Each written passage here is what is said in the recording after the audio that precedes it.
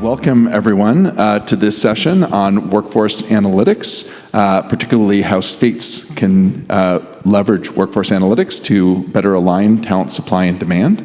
I am really thrilled for this session, albeit the time slot may not be ideal. You know, welcome all friends and family to go out and grab a drink and bring it back in here so that we can all have some fun together. I am joined by four distinguished panelists. We have from left to right, Stephen Messer, CEO of the Michigan Economic Development Partnership.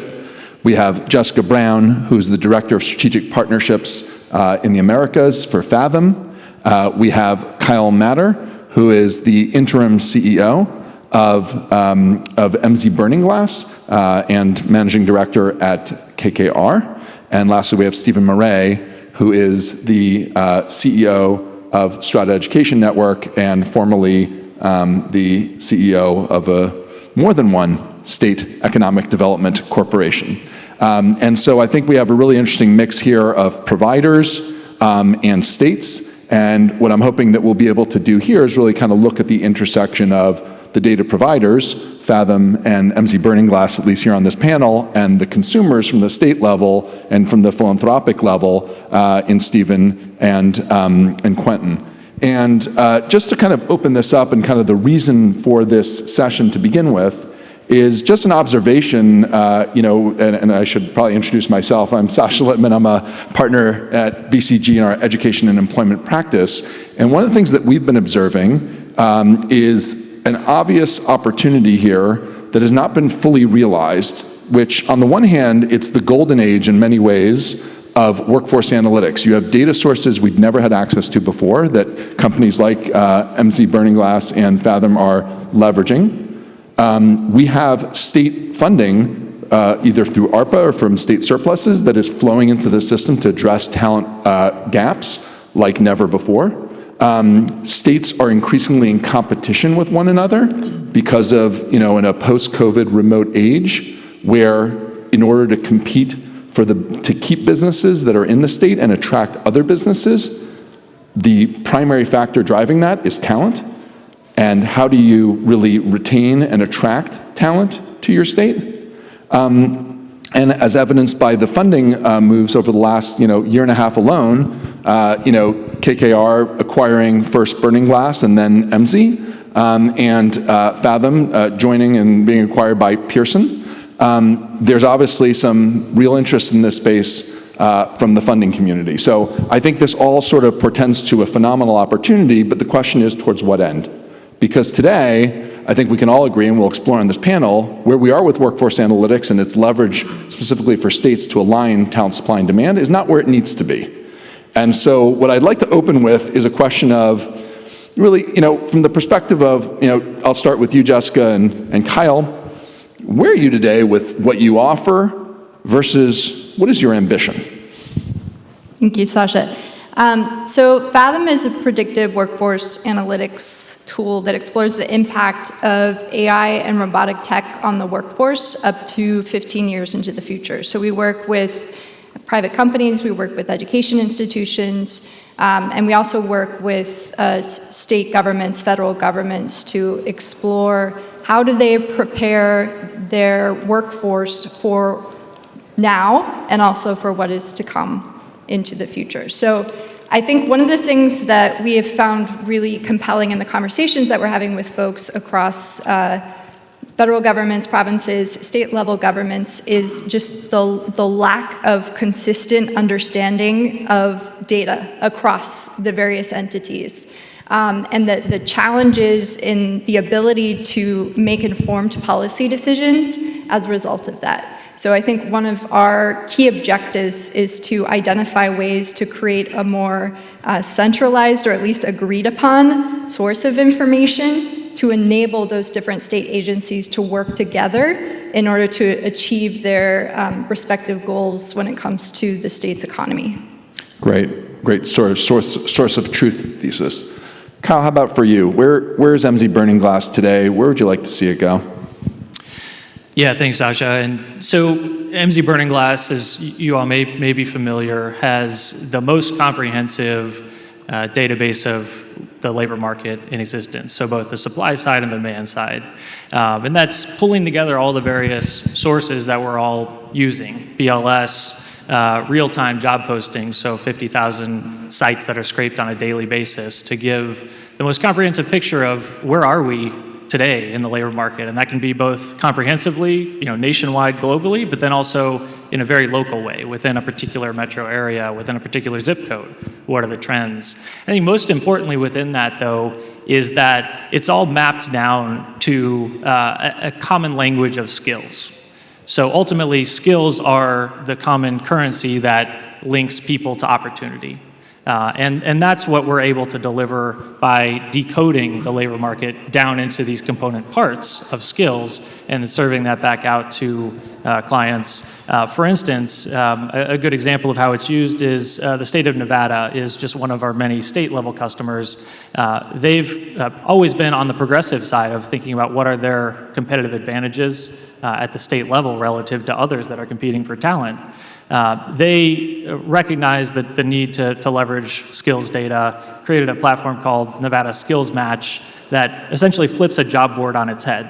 So instead of starting with a bunch of jobs and saying, okay, go find the right one for you, it starts with the individual and says, what skills do you have? What can you do? And then based on those, what are the jobs that are that you could do very well? And sort of flips that on its head and gives people that sort of paradigm to find productive employment for themselves. So what I kind of hear here, and obviously the benefit of some of our prior conversations, today we have data, we have analyses, we have scenarios. It sounds like we're really trying to push this to sort of point of, for each of the decision makers, sort of point of purchase, if you will, influence. So look, Stephen, you've seen this both from a national platform and also from, Virginia, Louisiana's perspectives.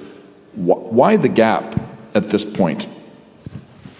I think part of it, Sacha, is that the way we've kind of structured education and the labor market in the United States in terms of state and federal governments is to kind of separate these things, right? So most states, the State Economic Development Agency is totally separate from the Labor Department or Workforce Commission. And very often there's extremely limited data sharing, right? So that's a big problem right there. And I think in general, the metro areas and the states and largely the countries that are going to succeed in the future are going to be those that do the best job at really building a talent pipeline and enabling more people to experience, economic mobility in their lives.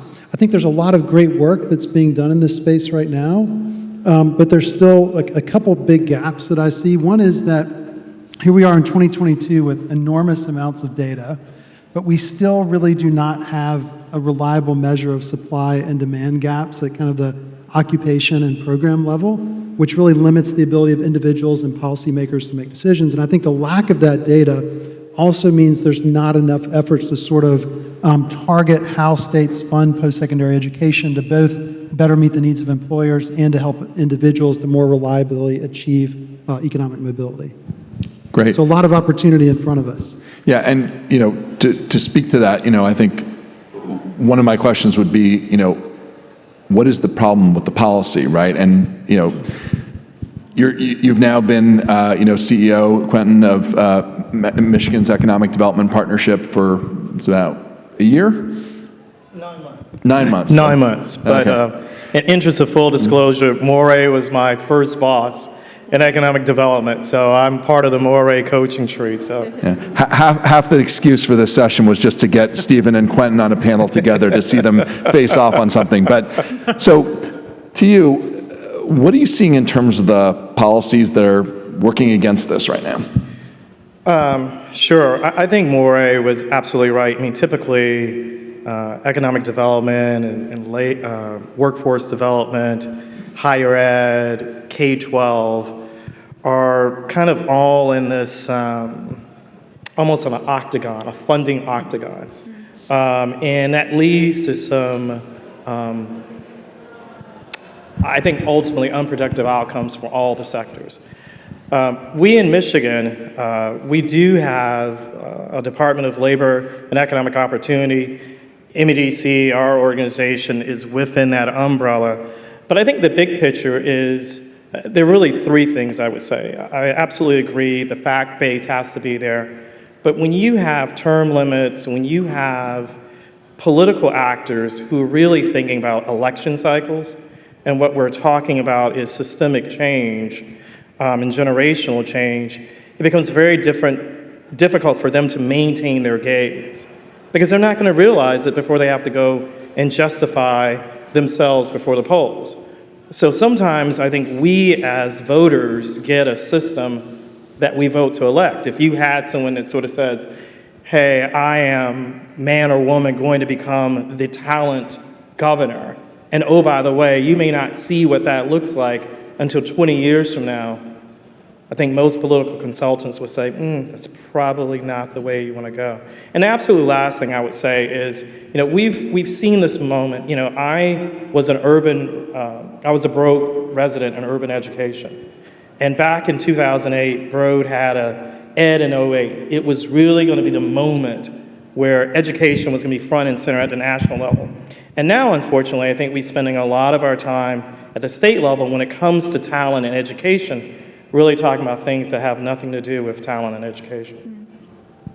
Fair enough. I think you took us back to 2008, and at the time, the Obama administration's funding of No Child Left Behind actually created a whole opportunity and long runway for states to kind of build up their data systems, which would have, in a sense, obviated the need for an EMSI Burning Glass or Faethm, but it didn't happen. So why not? What happened here in the history a little bit in terms of what got us where we are today, Stephen? Well, I would offer that part of the challenge, EMSI Burning Glass is certainly doing a great job with the data that's available. Part of the problem is there's some data that doesn't exist at all right now.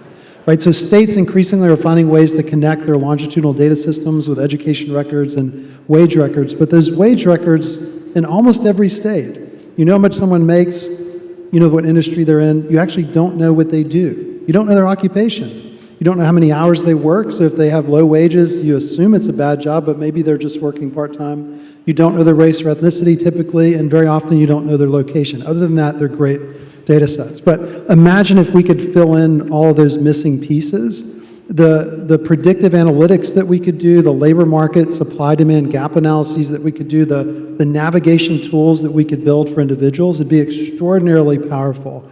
And that's why this is one of the things that we're certainly looking at Strata, that we want to work with others to help bring to life. And then I think at the national level, the work that's being done around the College Transparency Act is another step forward in this space. By the way, the reason it's not there yet is it wasn't originally created for that purpose. It was created for the unemployment system. And there is a little bit of an extra burden on employers to produce that data. So part of the solution, I think, and really the IHEP and U.S. Chamber Foundation, others have been working on this, is to essentially show employers the value proposition that if they did provide this data, all the benefits they would get out of it, and ideally have it integrated into their HR payroll systems to make it as easy as possible. Well, I think you made a really important point there, which is, there are two key data sources that are missing so far, right? So we have the outside-in perspective, and you're tapping into labor market data, job postings, people's social profiles in order to create the products and tools that you have. The states are sitting on a ton of data, but divided up by agency, firewalls and the sharing agreements that they do or do not have between them. And then, of course, as you said, the employer data, which is, also opaque and, sitting in their HR systems. It sounds very confusing to try to sell into this market. So from a perspective of, kind of getting from here to the ambition, when you think about this, how do you think about whom to speak to in a given state? Well, first off, it's really challenging. It's been an interesting adventure delving into this topic. And if I may, Stephen, I think actually there is access to some of those data points that you referenced that can enable the types of decisions that can inform important policies across those different entities, across education institutions. So we're adopting a multifaceted approach where we're essentially entering in at the highest level, speaking with governors, with senators to tap into some of the initiatives that they have underway. In addition to that, we're also exploring conversations with community colleges as well as higher education institutions. And I think this is one of the things that's been very powerful about Pearson's acquisition of Faethm, is that they have a lot of those relationships across those different sectors, which enables those multifaceted discussions to happen. But the bottom line is that the users of the data may not be the people who have the funding to be able to purchase these types of systems. And to Quentin's point about the timing of leadership in some of these areas, there's it's an interesting operating environment to be in. And for Kyle, from your perspective, in some ways, EMSI Burning Glass kind of started with higher ed and then has moved into states. Like, what is your perspective in terms of how do you really penetrate and gain uptake? Yeah, I think for us, it's been all about pull demand. I mean, what we've been able to do, thanks to the great work of our team, is get into beachhead states, those forward-thinking, progressive states that are not just happy with the status quo, but are ready to leverage data and kind of take a more modern approach to the way they're dealing with these issues. Do great work with them, and then they tell two friends, and they tell two friends, and they tell two friends, and all of a sudden we're in a number of states. So that's really been the approach for us, and I'd say a key to that approach is not being only a software or a data as a service business. I think there's a really important, kind of services consulting layer that we provide, because, a tool is ultimately only as powerful as what to do with it, how to use it effectively. So we found that to be a really nice way to bring in new clients, is to, do a piece of work with them to say, all right, you've got this problem, let us put some of our experts around it with you, leverage our tools, and show you how to solve this. And then the leave behind is a tool that all of a sudden they know how to use and can be really powerful for the work they're trying to do. So Quentin, I think one of the conversations that we've had in recent weeks is, you sort of likened it to, people who are trying to lose weight, right? There's the pill approach, the quick solve, and then there's like the change of lifestyle approach. And as that analogy stuck with me, help us liken that to what states are having to go through in order to be real consumers of this and to drive it through to the decision makers at, again, higher ed, employer, certainly policymakers, and students ultimately. No, I think, Sacha, you're absolutely right. Look, I think ultimately we will all want to have the sustainable lifestyle changes. And so what does this mean in this particular segment? It would mean really making sure that you break down the silos, budget behavior, focuses on solving for, in our case, 10 million plus Michiganders. How do we make sure that the next generation of Michiganders are prepared to have and focus on being lifelong learners, that they develop skills that allow them to move and have correlative experiences across multiple different industries. Having said all that, I'm not naive. There are election cycles. And so I think what happens is, and I hate this phrase, I think if there's one thing we as a group should do is ban the phrase low-hanging fruit. There is no such thing, because if it were, it's already plucked. So you have to go back to the top of the tree. But I think instead is what you do with the low-hanging fruit. You may do a pilot program here, a pilot program there, and then you feel good about yourself. And because you have something that you can go and sort of market, rather than sort of thinking holistically. The other thing I would say is this ultimately, and maybe we need to think about nomenclature, we try to use at MEDC the notion of talent solutions, which forces us not to think about it in terms of economic development or workforce development, but hopefully the individual from cradle to grave. And I think if we began to think about that, what if we had departments of talent? Rather than, and I'm not trying to say anything bad about K-12. My parents' education, I wouldn't be here but for education. My wife is in higher ed. So, I get it. But if we just had Department of Talent, Because legislators, people have problems and opportunities with regard to lifelong learning. And so, but if a politician said that, people will look cross-eyed at that individual unless they were a very special messenger. Yeah, and Stephen, you've seen this from the state level and the national platform. When you think about the changes that, how you'd like to close the gap, from now you sit, and I know you've been at Strata for all of 3 months, but what occurs to you in terms of what foundations and philanthropy can bring to the table here in terms of really driving a closing of that gap? Well, the first thing I want to say is I kind of want to build on Quentin's comment, because I do think there's something about building a bridge from economic development to workforce development to education, both K-12 and post-secondary. Most states don't really have an institution that is charged to do that.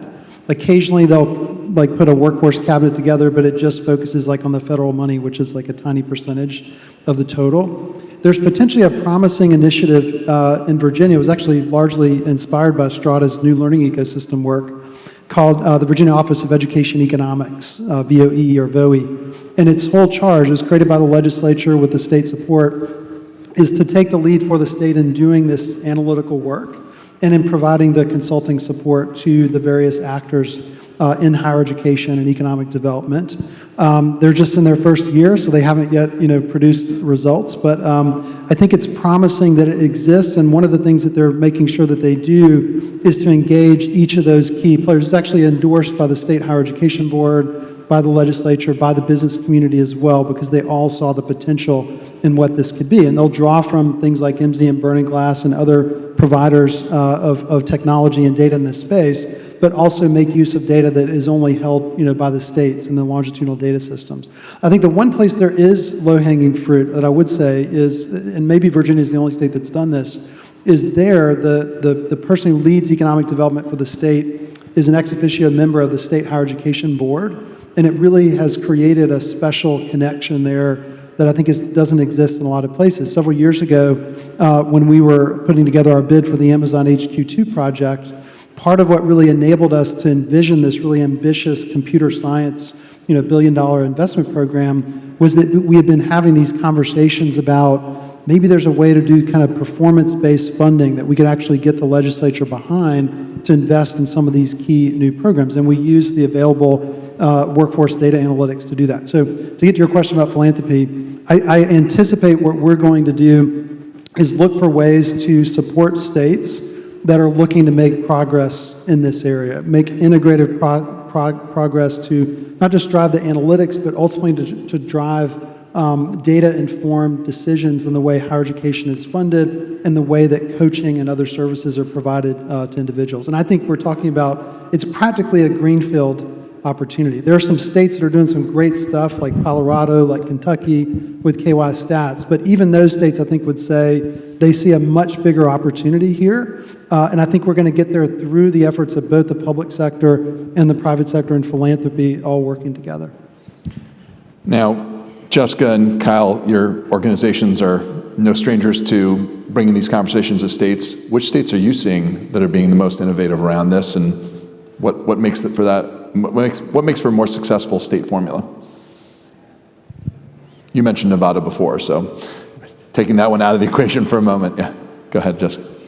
So I think we're seeing a few states that are really taking a forward-looking view on this topic. One of those is actually one where we worked with BCG, the state of Texas, where they're exploring information to inform how to lift up individuals who fall below the ALICE line or the poverty line, and how can we take really informed efforts in order to ensure that diverse communities of people across different workforce development areas have the ability to enter into sustainable careers. In addition to that, we're also looking at projects and initiatives across the state of Utah with Senator Milner. They just passed some legislation, I think relatively recently, that's focused on on really trying to infuse technology-focused careers across the workforce. Arizona is another one that's coming readily to mind. So I think that there is a lot of variation in maturity, let's say, when it comes to states and their familiarity and comfort with these types of topics.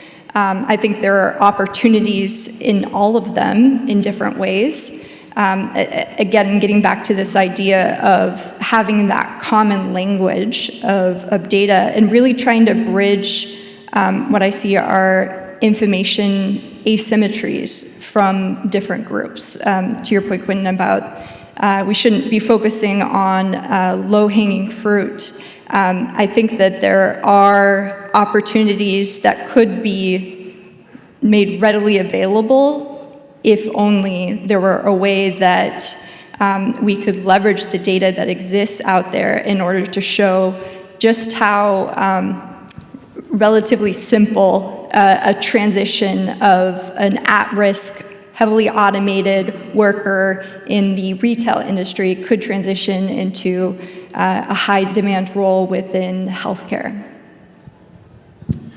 So, well, I got to start. I think that Sacha and I are the only ones that haven't said low-hanging fruit yet. So, Quentin, I know you're trying to banish the term, but I feel like I got to make sure I get it in there before we can't say it anymore. So, we're going after all the low-hanging fruit as a starting point. But just in terms of states, I mean, as Jessica said, there's as you'd expect with 50 states. I mean, there's a diversity of approaches, some doing it better than others, but there's no one way to climb the mountain. I'd say that, we're doing some interesting work, across a number of states. You look at some of the states that have been hit hardest over the last, call it, decade. In Appalachia, they have the most acute problems to deal with in terms of, how do you try to help people get back on a productive path.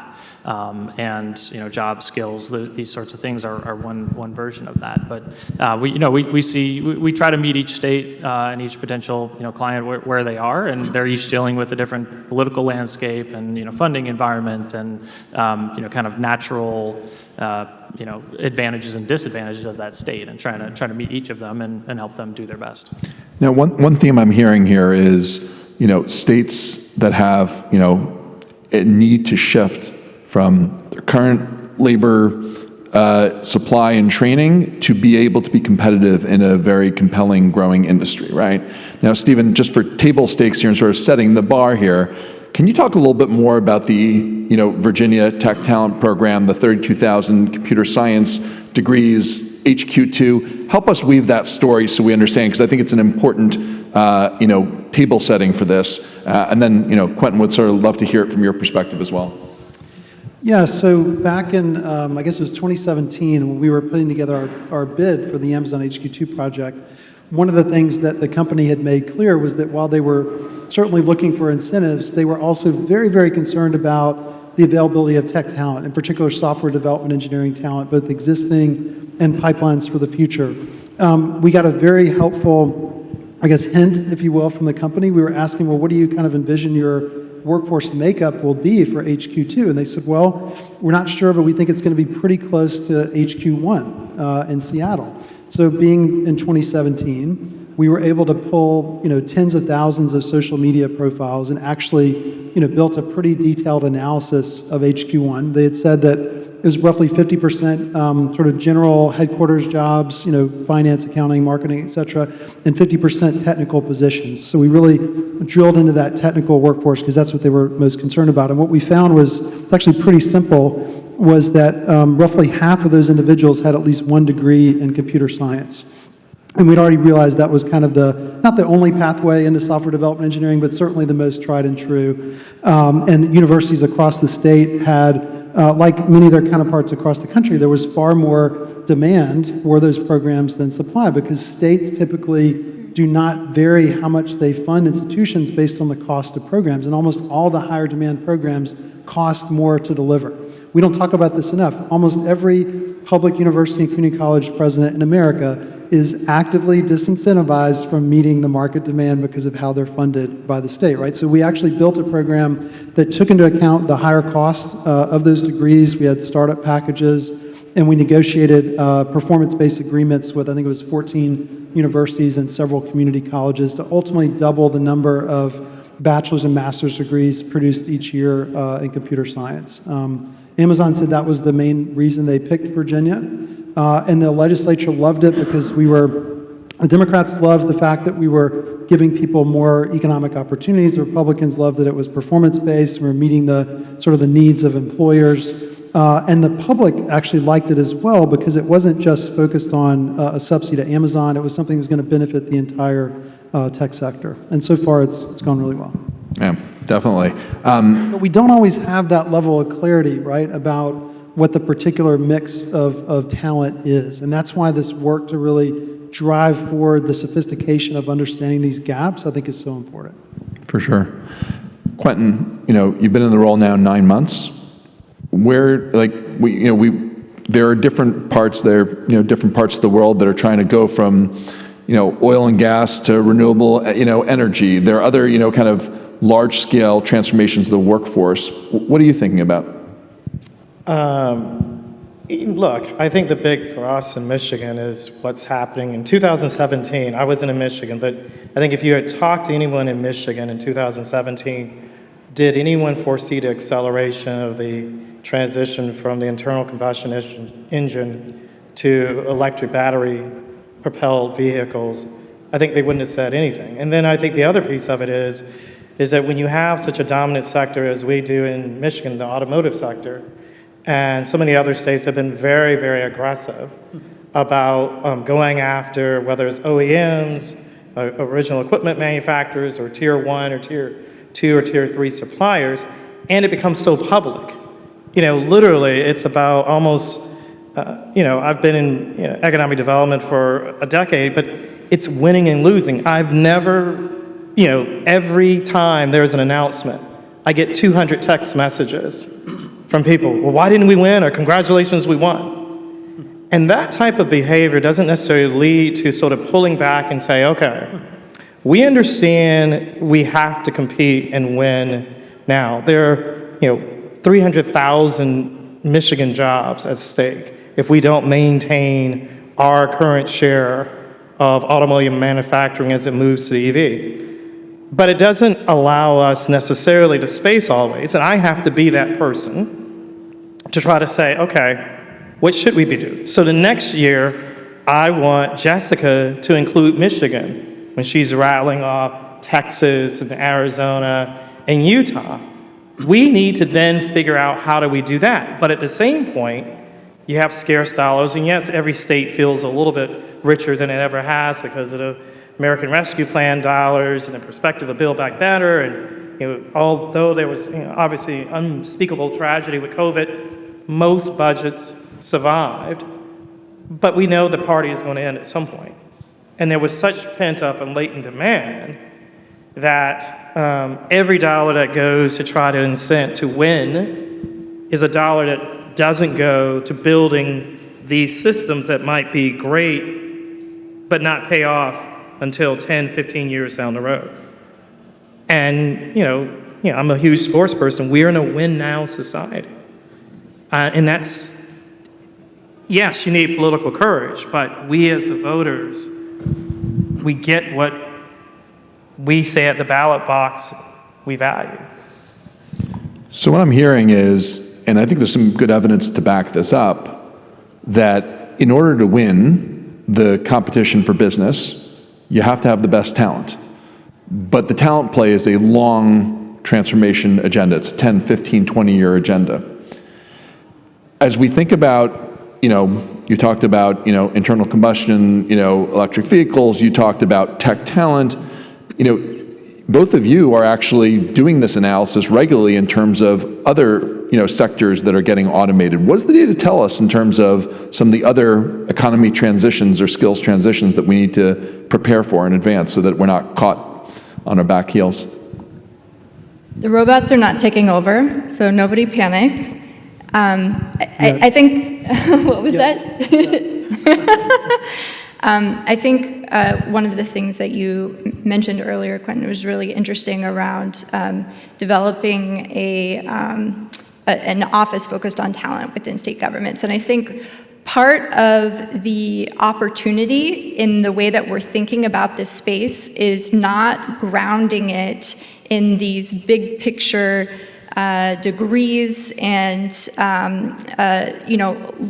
long-term high investment initiatives that will be required to move from point A to point B. Similar to EMSI Burning Glass, we also look at very granular skill data, at task data, and Pearson recently actually acquired Credly as well. So really digging into how do we shift more closely into these micro-credentialing environments? How do we create systems that will enable individuals across different industries to move from point A to point B without having it be a 15-year long time horizon. Fathom was actually founded in Australia. We have a really interesting use case when it comes to the mining industry in Western Australia and some of the challenges that they're facing there. Obviously, very heavily automated industry with an immense amount of robotics in particular that is driving change. And one of the solutions that we saw within that context is that folks could actually transition into high-growth construction careers with very short retraining pathways. Outside of those more traditional industries, when we think about things like automation, healthcare, believe it or not, is also going to experience an immense amount of automation. Financial services is another huge area. So obviously it depends on the types of roles that we're referring to when thinking about what's going to happen there. But I think the bottom line is that there's an immense amount of potential when it comes to the impact of technology on these different areas in order to make work more efficient, to enable nurses to do more service delivery, as is desperately needed right now, and to get rid of a lot of the really menial tasks that these higher level roles require. So we're kind of getting to our last minutes, but Kyle, quick perspective, and then we'll go for sort of a last question, closing round. Yeah, I can be quick. I mean, I think Jessica said it well. Ultimately, it's about changing the paradigm around how we think about individuals and their occupations. It's not, I am Kyle and I am a forklift operator or a truck driver, or it's I have this set of skills, and this set of skills can be applied to X number of different careers, and then augmenting those with sort of future-proof skills. And we've done a lot of work and published some interesting pieces on what are the hybrid skills, what are the even when the robots take over, right? There's still going to be people that will be needed to do robot maintenance, right? What are the transferable skills that we can build on and make people sort of future-proof? Great. So coming back to the original thesis here. How can states align talent supply and demand using workforce analytics? Let's pretend we're 5 years in the future and we're here together at ASU+GSV, and we're looking back at what the last 5 years have enabled. What was the biggest catalyst to really driving this use of workforce analytics to point of decision for policymakers, for education, for employers, for students in the state? Just one answer each. What do you think is going to be the biggest driver looking back over time? Stephen, you want to start us? 2 quick answers. Yeah. Closing the data gaps and creating the talent pipeline governance structures that enable this work to happen. Great. I'm going to respond with a selfish answer, which is EMSI Burning Glass will help to create that by building our products. And I mean, I say it, tongue in cheek a bit, but that's one of the real powers of bringing these two businesses together. So instead of competing in a phone booth and matching feature for feature, we can break down the walls and look out ahead to the future and invest that much more in building. We owe you all better software solutions, and we're working on building. And I would say shifting our perceptions and preconceived orthodoxies about who a worker is and the type of work that can be performed, and recognizing that individuals, employees are fungible, and we should be making the investment in them as whole humans in order to facilitate this type of transformation. Yeah, in honor of the Detour Tigers, I'm going to come out of left field and say there will be some company that will make a ginormous location decision, and they will say it's because some state or province leveraged talent in a very different way. Because there's nothing that changes. I mean, the world is a copycat. So I think nothing's going to change behavior until you reward that behavior with sort of a transformative win. Game on. Yeah, game on. Yeah, and I think what we're really pointing to is how do you take data to decision-making involves a lot of human components. It involves interpretation. It involves consultation. It involves, the whole question of change management, right? It involves decisions. I mean, these site selection decisions are not just made by rote formula. There's a lot of discussion here. So I think it's fascinating. I do hope we'll get to come back in a couple of years to see how this has evolved and see how good our predictions are. In the meantime, I want to thank our panelists so much for their time today. Thank you guys for being such a great audience.